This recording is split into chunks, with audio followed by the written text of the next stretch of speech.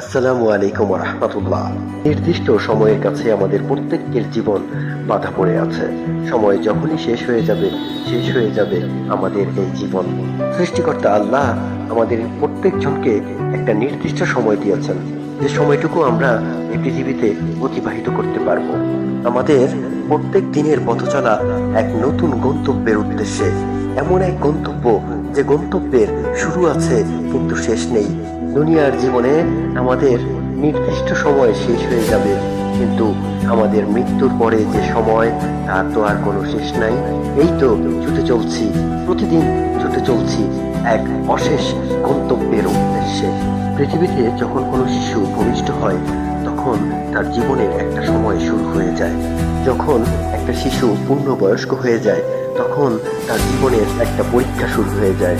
পৃথিবীতে ভূমিষ্ঠ হওয়া প্রত্যেকজনকে আল্লাহ নির্দিষ্ট একটা সময় দিয়েছেন পরীক্ষা করার জন্য। আল্লাহ এটাই পছন্দ করেন যে বান্দা কে কতটুকু তাকে স্মরণ করেন। নিশ্চয়ই আল্লাহর স্মরণেই রয়েছে পরকালের মুক্তি। আসসালামু আলাইকুম রহমতুল্লাহ। নির্দিষ্ট সময়ের কাছে আমাদের প্রত্যেকের জীবন বাধা পড়ে আছে। সময় যখনই শেষ হয়ে যাবে আমাদের এই জীবন। সৃষ্টিকর্তা আল্লাহ আমাদের প্রত্যেকজনকে একটা নির্দিষ্ট সময় দিয়েছেন, যে সময়টুকু আমরা এই পৃথিবীতে অতিবাহিত করতে পারবো। আমাদের প্রত্যেক দিনের পথ চলা এক নতুন গন্তব্যের উদ্দেশ্যে, এমন এক গন্তব্য যে গন্তব্যের শুরু আছে কিন্তু শেষ নেই। দুনিয়ার জীবনে আমাদের নির্দিষ্ট সময় শেষ হয়ে যাবে, কিন্তু আমাদের মৃত্যুর পরে যে সময়, তার তো আর কোনো শেষ নাই।